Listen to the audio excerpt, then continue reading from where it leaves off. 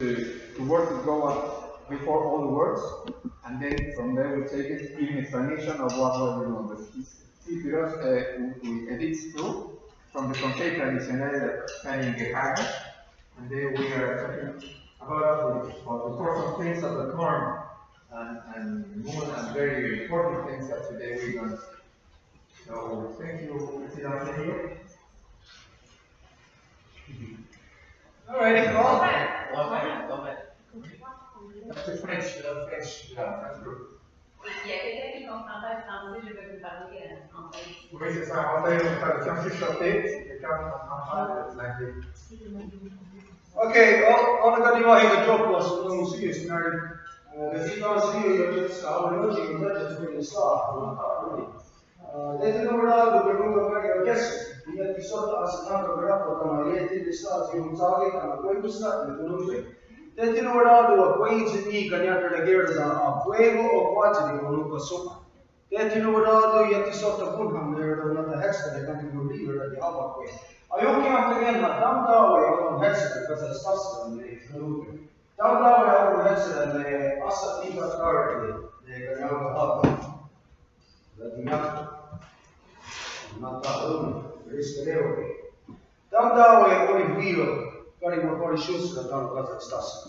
Okay, I know none of you understood what I said. Did any of you understand anything that I just said? Any of you understand the language? Or do you know what language I was speaking in? What? Yeah, but what native language? Well, I don't like to know like the name of the language, but I know. Well, I can't know Yeah, Kanienkehaka. You got that right. The name that everybody knows, if you ever heard of the term or the name Mohawk. Have any of you ever heard of Mohawk? Yes. Okay, that's not our name.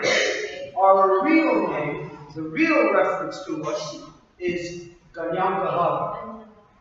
Now, what Kanienkehaka means is it's the people of the flint. Does anybody know what flint is? They used to like the fire. Yeah, exactly. It's basically a rock. Yeah, it's a rock. You hit these two rocks together and it sparks. And that's how you make fire.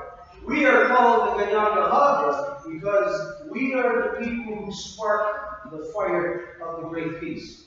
Now, at one time, we used to be at war. Over 2,000 years ago, we were at war just the same way that all of you, the country you're a part of, is at war today. Do any of you know that your country is at war today? Yeah. Okay, your country, so-called Canada, is at war all over the globe.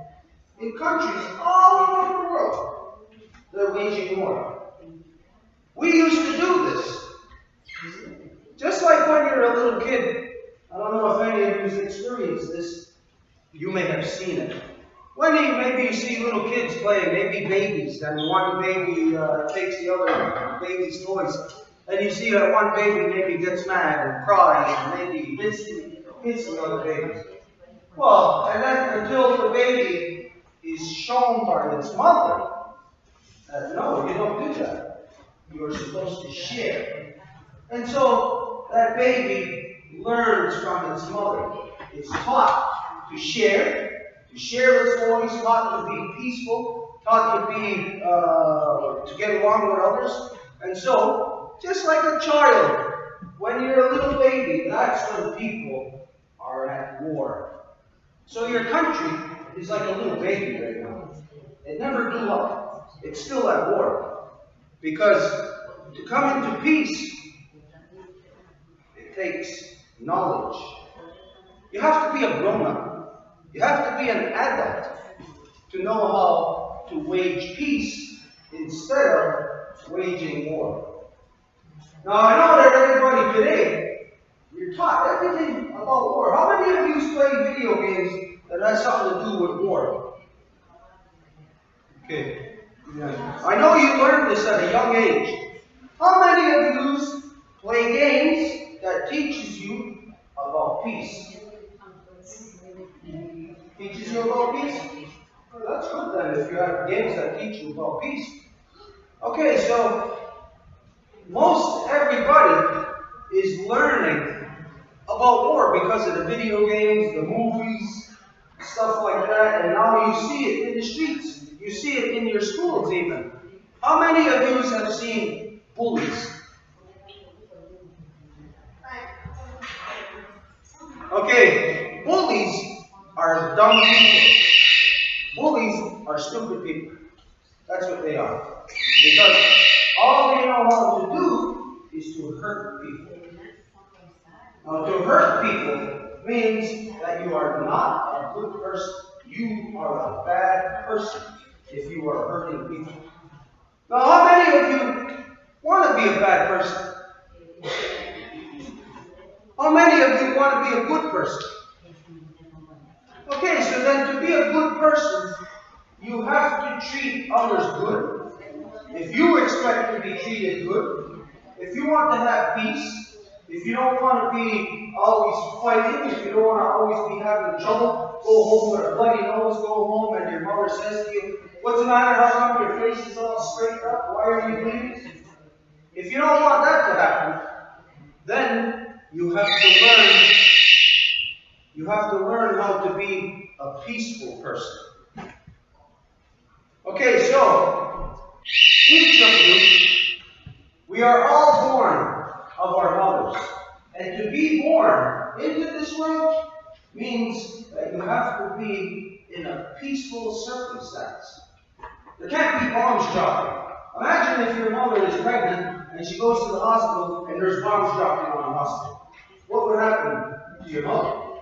What would happen to the baby? So, to have a baby, for all of us to be born into the world, it has to be peaceful conditions.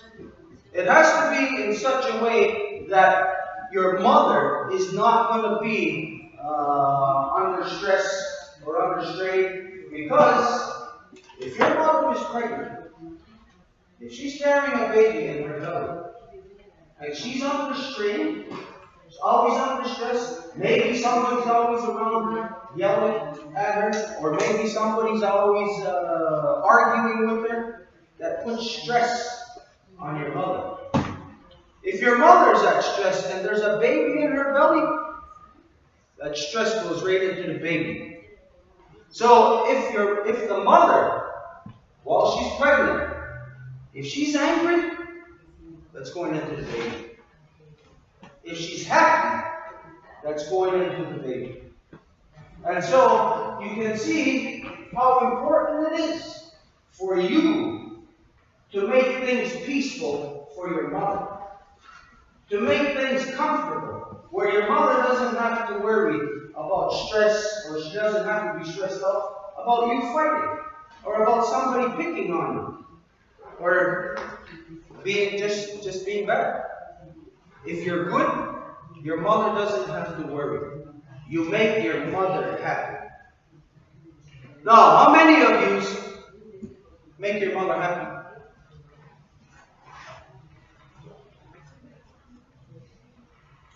Well, that's pretty much everybody. I see some of you don't put your hand up. But I'm sure that your mother is happy just to see you. Just to know that you are okay. To know that you're not fighting. To know that you're not in trouble.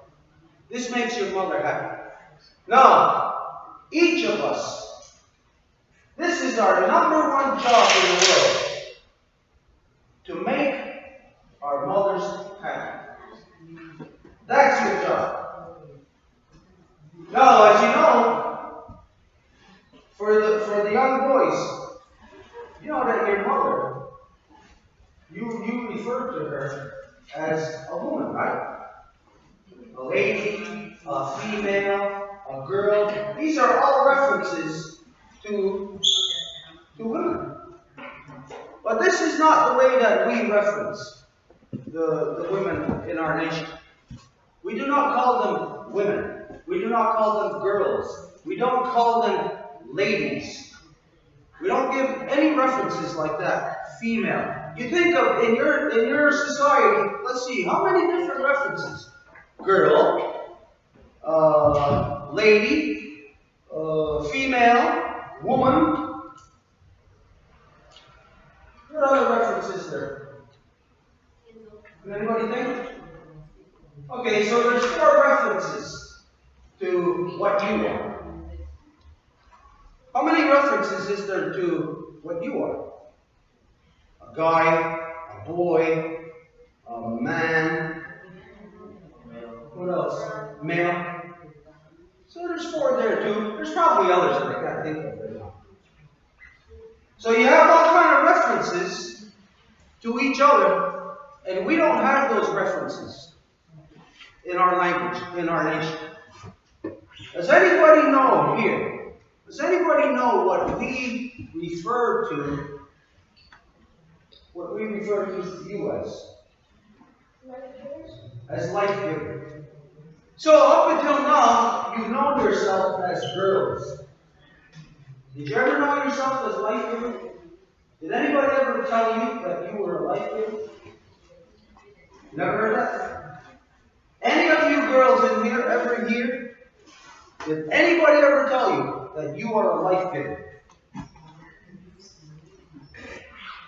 Then you are missing out in your own education. Nobody has taught you, no one has educated you that you are the life giver. Now, if you are the life giver, then what do we refer to? Not you obviously already know, give everybody else a chance. What do you refer to me as? What would you call me if you are life givers? What would I be?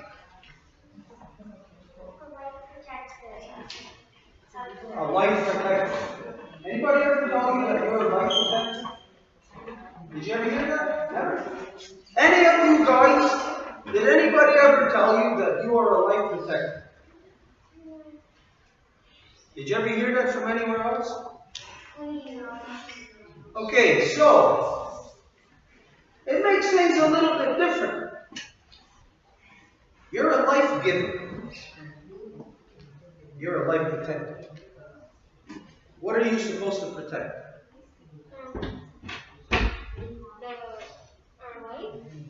Life. Who brings the life? Who gives the life?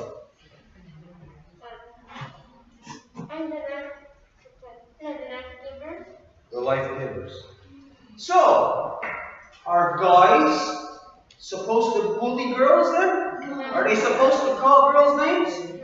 No. Never. Never ever are you ever supposed to talk bad to girls or about the life givers. Never. Whenever you hear anybody talking in a bad way about the life givers, you are supposed to correct them. You are supposed to stop. Because who's the life giver to you? Who's your life giver? Who? Your mother is your life giver. So if somebody's calling down the life givers, they're talking about your mother. And so you are not supposed to ever talk bad about the life givers. You are never, ever supposed to pick on them, tease them, anything. As a matter of fact, what you're supposed to do is the exact opposite. If you ever see that somebody is saying something bad or picking on the girls or starting trouble, you are supposed to go there and stop that. You are never to let something happen, anything bad happen to the life givers. If something bad happens to the life givers, then us guys, us life protectors, we're the ones that are going to pay the price. Because if something happens to them, what are you going to do? What are you going to be left with? There's 2 elements in this world. There's the life giver and the life protector. Life protector did not bring life giver into the world. Life giver brought life protector into the world. So there is a fact here. Just like you know that when you wake up in the morning, when you came walking when you stepped out of your door, your house or your apartment, you know that you took the first step. Now you know that if you want to get where you're going, your second step has to follow. But it all depends on the first step that you take. As a species, as a life form, what was our first step that we took? Was it the race? What? The race? Well, not in relation to left or right, but into relation to the two elements. The two elements that we just identified. There's your element, and there's your element. Which was our first step? The life giver. Life giver is the primary in this world. Always remember that. Everything begins with the first step, 1, 2, 3, 4, or however high you want to go, but it always depends on the first step. So the first step to our life, to our existence, is life giver. Not life protector, not a male. We know that in many different cultures, many different people, they put the male above the female. This is a lie. It is not that way in creation. Creation is the life giver. The life protector was born from the life giver. Who were you born from? Your mom, right? You were not born from your father, right? Was anybody in here born from their father? Anybody? Nobody. That does not happen. So what people tell you in this world about male being above the life giver, this is not true. If anybody is above, it is the life giver that is above us, life protectors. And so within us, within the Kanienkehaka, within all the original peoples of Turtle Island, we are all what you refer to or what is known as matrilineal. Matrilineal means we follow our mother's line. We do not follow our father. We follow our mother. Now, do any of you know, are you a matrilineal society or are you a patriarchal, meaning male-dominant society? Are you matrilineal or patriarchal? Do any of you know? You're patriarchal. You're male. You're male-dominant because how do you identify yourself? What's your name? How do you say your full name? Okay. Do you know where your last name comes from? Comes from your father. Unless, just in case, I don't know, maybe some people nowadays, they're keeping their mother's name. So, it's possible, but the majority of everybody takes their father's name. Does anybody here have their mother's last name? You do? Alright. So, in taking your mother's last name, this is the very beginnings. It's the very first step of you being matrilineal. It's the very first step of you actually making things correct, making them proper. Because if you were male-dominant, then you're actually going against the natural order of creation. So, in creation, which is the first element? The life giver. Now, is life giver, is it only somebody that looks like you? Or does it look like a bird? Are they life givers too? Birds? Yes. Yes. So when we're talking about life giver, we're not talking about humans. We're talking about a force in creation. A force in creation that is there within birds, within bears, within wolves. It's there in all things. They were all born from their mother. And the reality is, in creation, everything is taught how to be by its mother. Who teaches a wolf cub to be a wolf cub? Who teaches the wolf cub that? Anybody know? The mother does, not the father. Who teaches a turtle how to be a turtle? The mother.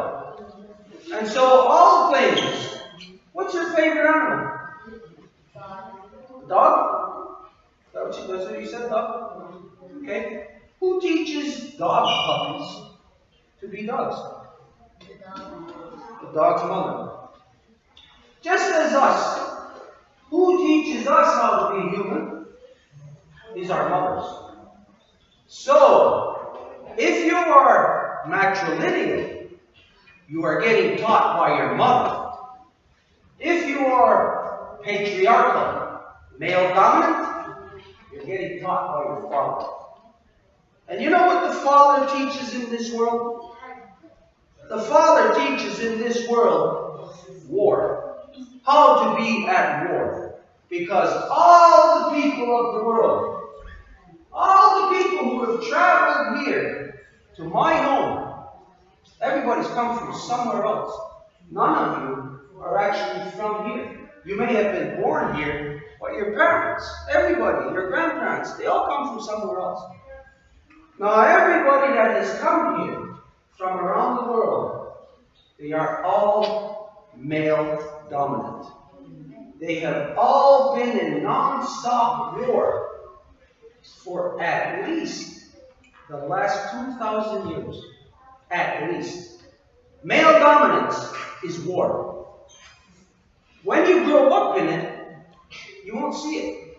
You won't know it. You'll never even think it's male dominance. You'll never even think it's war. When you walk out into the streets here, when you're with your friends, when you go out at night, you don't see bombs dropping. You don't see people getting shot and killed in the street. So you don't think that it's war.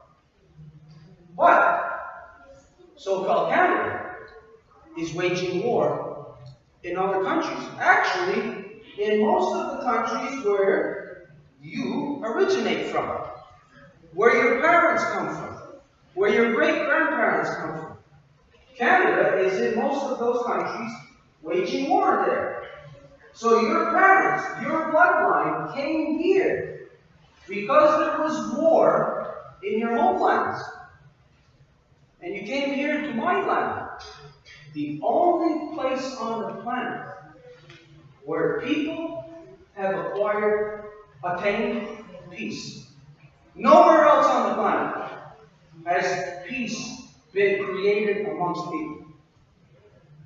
This is the history that the non-native people have recorded about themselves. But the people here, in being matrilineal, in following our mothers, not following our fathers, we follow our mothers into peace.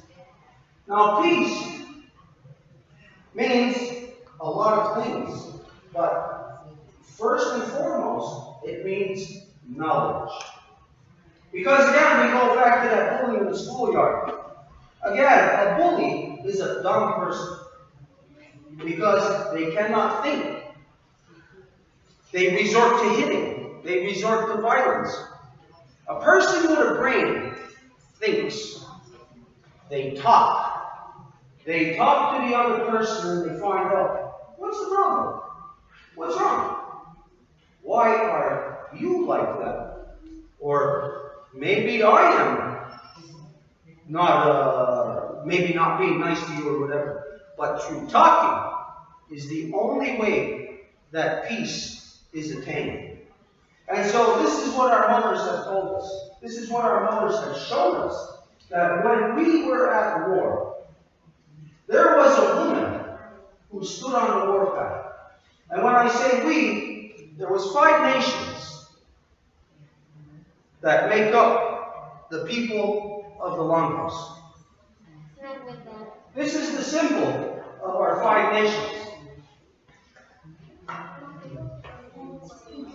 Now, what these 5 nations are, always remember this. No matter where you are on our Mother Earth, me, I am Kanienkehaka. The Kanienkehaka are always on the left of this belt. On the left. We are the first ones on the left. Now, the Kanienkehaka are also the people of the eastern door. That means we are where the sun rises. Now I know that right now you're not grasping what I'm telling you. We are on the left where the sun rises. It's going to take you a while for you to wrap your mind around that, to understand what that means. When you look at the map, right now, imagine you got a globe in front of you. Can you tell me, in what direction does the sun rise? Don't say east or west or whatever. Just say, if you're looking at the map, which direction does the sun rise? To the left or the right? Right. To the right. If you're looking at a map, all maps put the north as up. So if you're looking at the map, the sun is rising to the right. But the Kanienkehaka are on the left of the belt, where the sun rises. What this tells you, you may not grasp it right now. In the future, you may remember this. What it tells you is that every map that you've ever seen, ever since you were old enough to open your eyes, even before you knew you were looking at a map. The first map you ever looked at, they put the north to the top, right?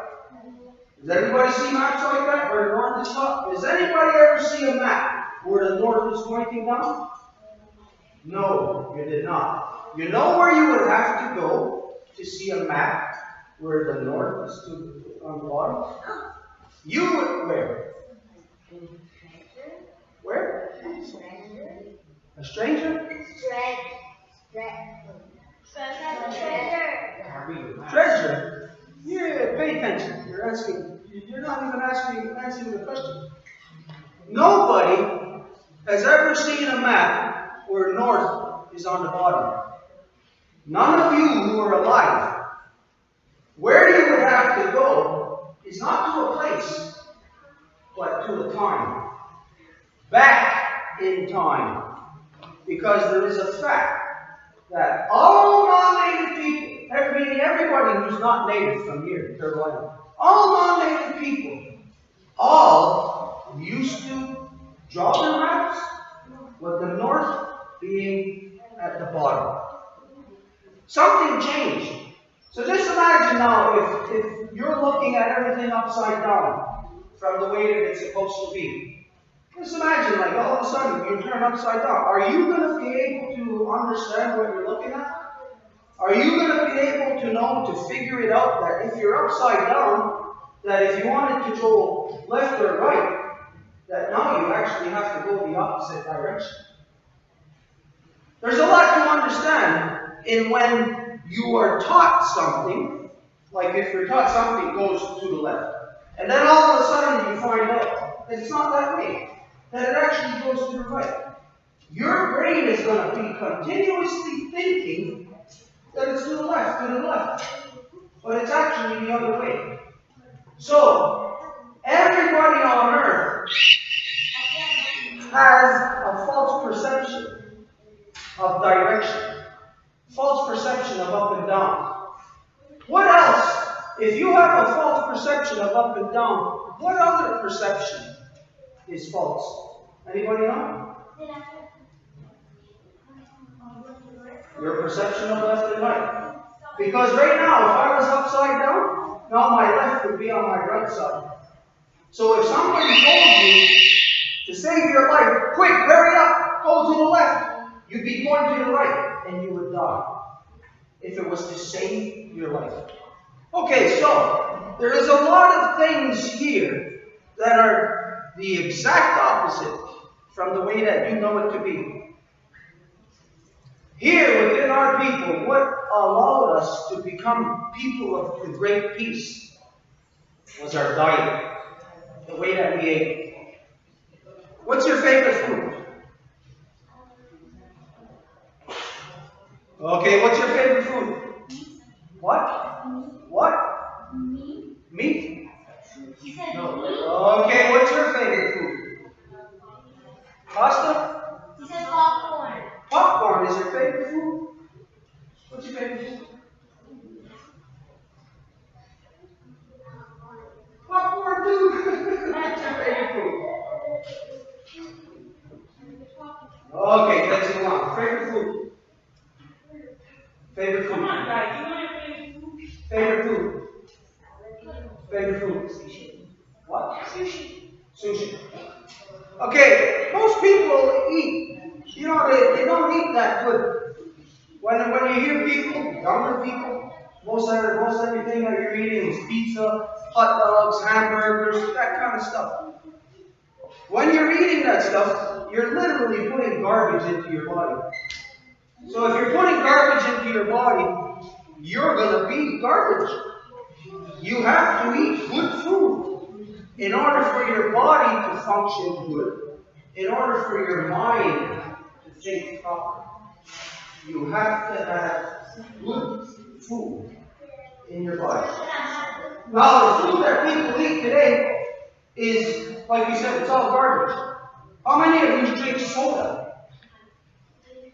Nobody drinks soda in here? Okay, you drink soda, you might as well be drinking poison. Poison down your throat. Kill yourself. You're drinking poison? This is what soda is. So, what you're supposed to drink is water. Water is the source of life. Now, within the people here, what we ate and drank, of course, was just water. We could go to any river, any creek, any lake, and jump in and drink the water while we were swimming. Today, you can't do that pretty much nowhere on earth. You can't drink the water straight out of the lake or out of the river any longer. Because the way the non-native people live, their way is destroying everything, poisoning everything. They're digging up our Mother Earth, taking out stuff that belongs in the body. Imagine if I came and I dig up your kidney and put it on the outside of your body. Your body would die. Your kidney would rot. And you would just disappear. So, healthy food. What we ate to be healthy was developed by our mothers. Our mothers developed a simple blade of grass to create what you know as corn. This is developed out of a blade of grass. It took 10,000 years to create this. And in the journey of the corn, all the people who created their own strain of corn. There are 48 strains of corn. There are 48 families within all of Turtle Island, what you might identify as 48 different peoples, 48 different nations. And all of them utilize what you know as corn. For us, this is called honesty. Can you say that? Honesty? Honesty. Oh, honesty. Honesty. Honesty. What this is, it is the food that a baby eats. What is the first food that a baby eats? Which milk? Milk from a mother's breast. That's the first food that all of us eat. This is what bonus day is. When the corn is ready, when it's ripe, you'll see the hairs. You'll see the hairs sticking out of the top of the corn. No, that is a medicine. It's a medicine especially for the life givers. It's a medicine for guys too, for the life protectors, but especially for the life givers. The corn, the hair that grows out of the top of the corn, it's actually this way because this part grows out of the stalk. So the hair that you see coming out of here, if you ever happen to be around corn and you see the light green hair, grab that. Grab that and eat it. That's going to be good for your intestines. It's going to clean you up. If you have, if you're backed up, you got anything stuck in there, it'll clean you up and it will remove what they call toxins. It will clean out your system this way. Anyways, when that is ripe, you open up the corn and you will see that each niblet itself is soft, and when you can like pop it, that is the exact same milk that comes out of a mother's breast to feed her children. And so, this is why our mothers have created this to feed their children. Now today, non-native science says that there is no nutritional value to corn. But corn was stolen from our people by the non-native people because corn does not exist anywhere else on earth. Corn exists exclusively here in Turtle Island. It was made by us. But the non-natives stole it and they spread it around the world. They commodified it. And they spread it around the world now, and it's feeding hundreds of millions of people around the world, but yet they have the audacity to say there's no nutritional value to it. Then why do they spread it around the world to feed people?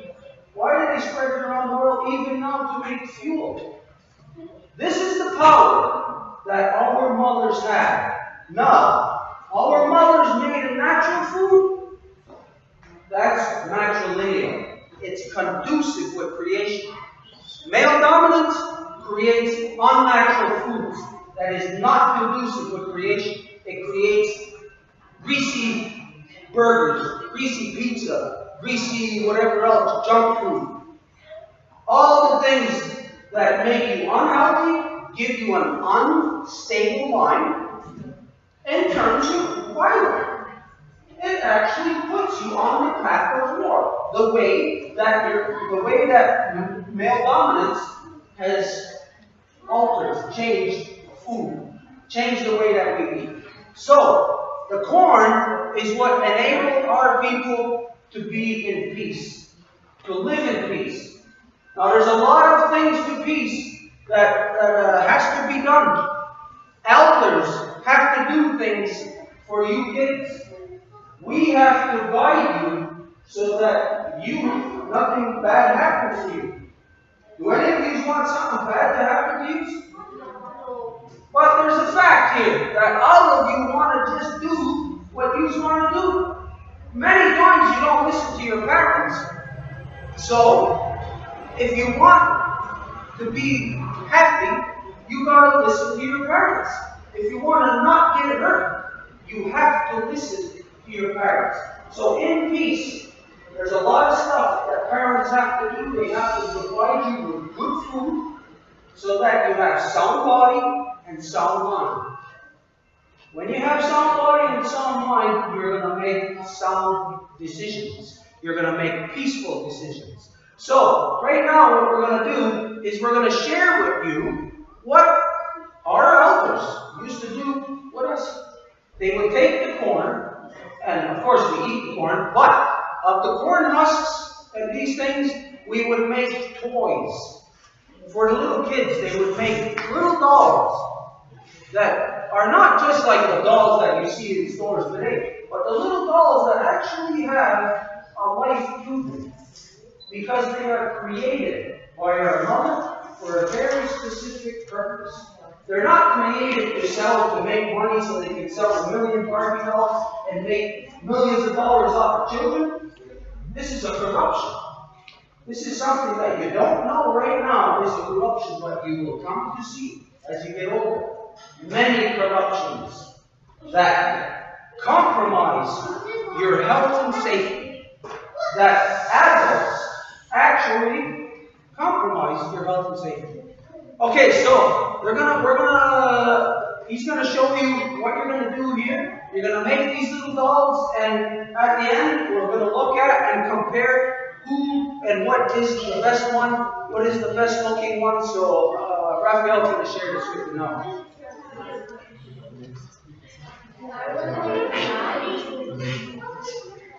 Okay, thank you, Captain Daniel.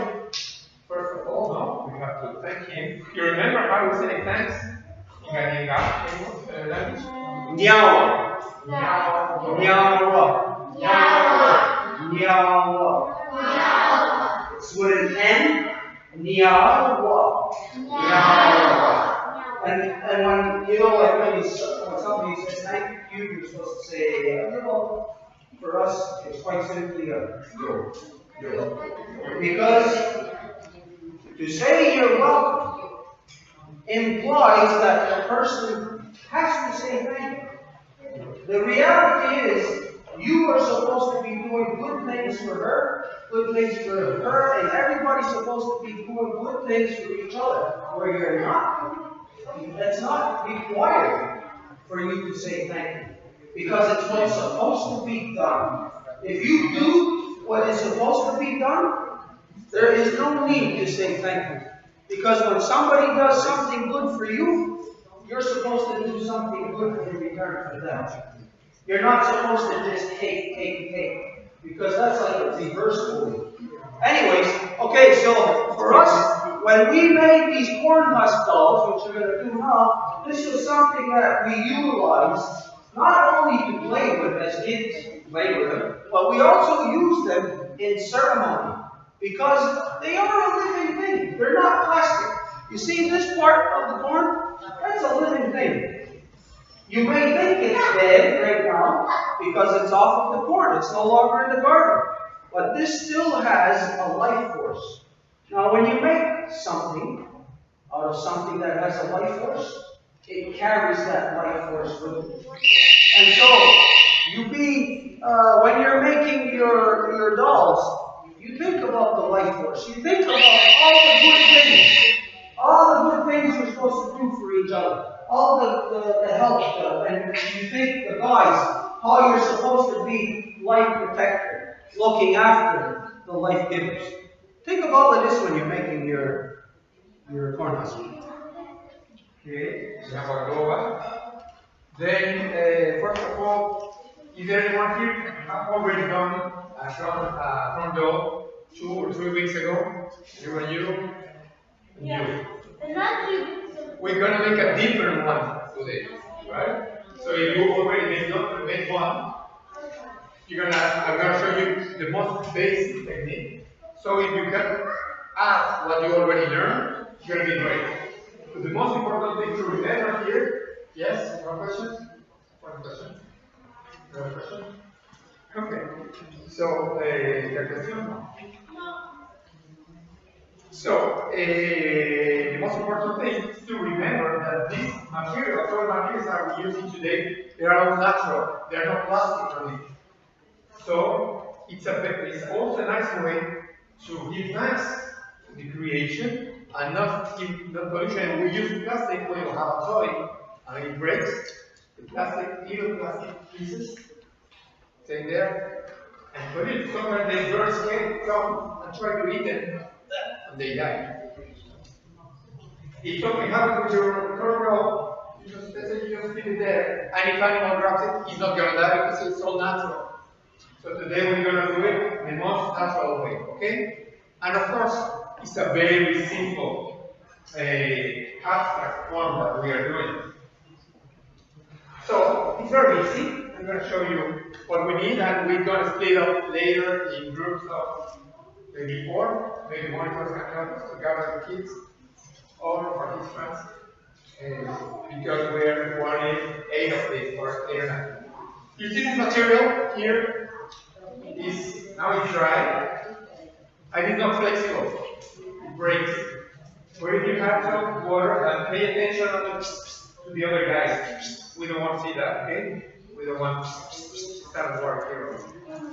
So you just spray a little bit. We don't want too much water, and we don't want to make a mess here. So it's better when it's in spray mode. And you see now it's wet.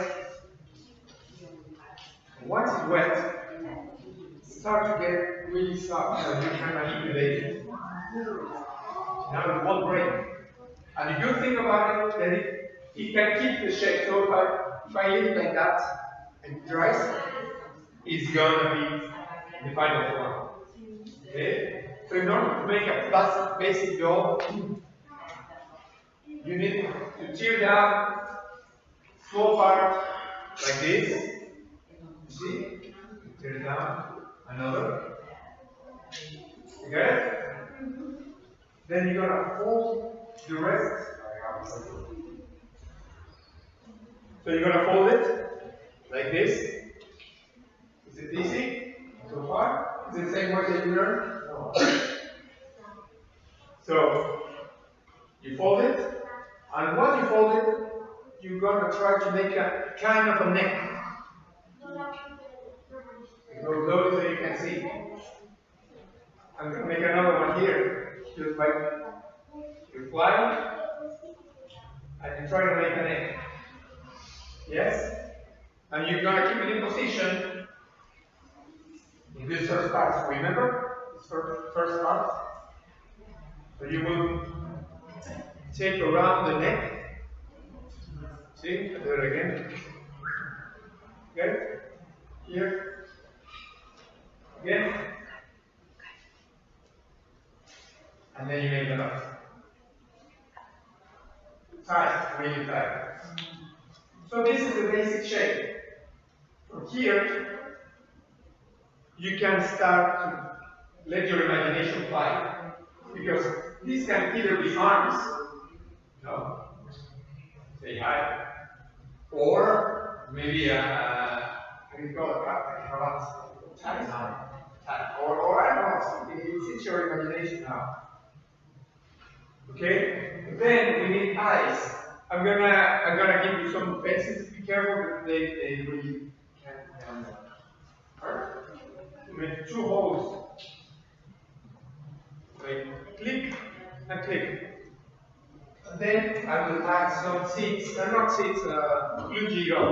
What do you call this? It's a seed, right? Seed. Well, grains. Just take a couple.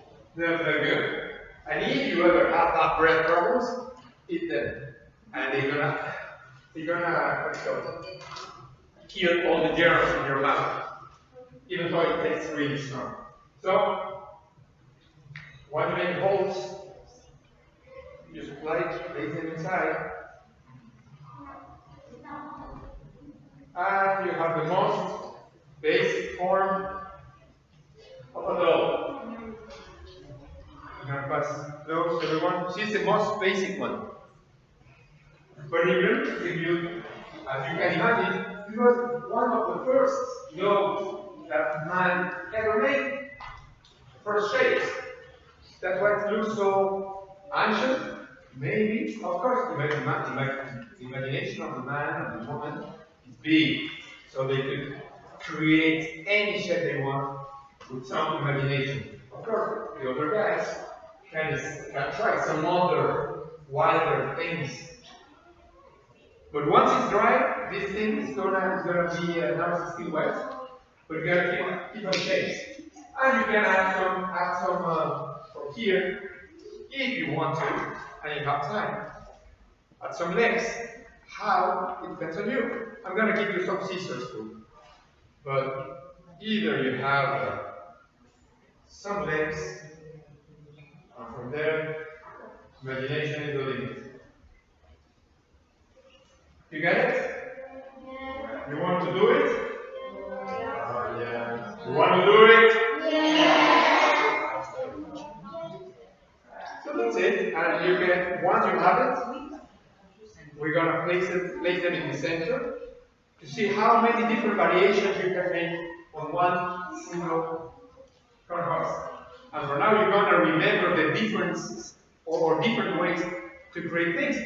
And think, this is an actual toy. People used to play with this. Now, play with this. That's fine.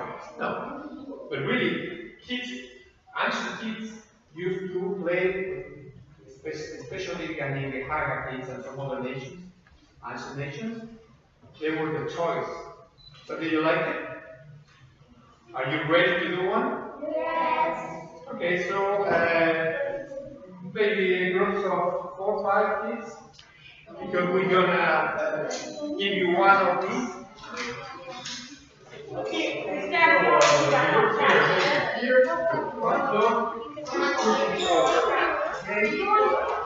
So, and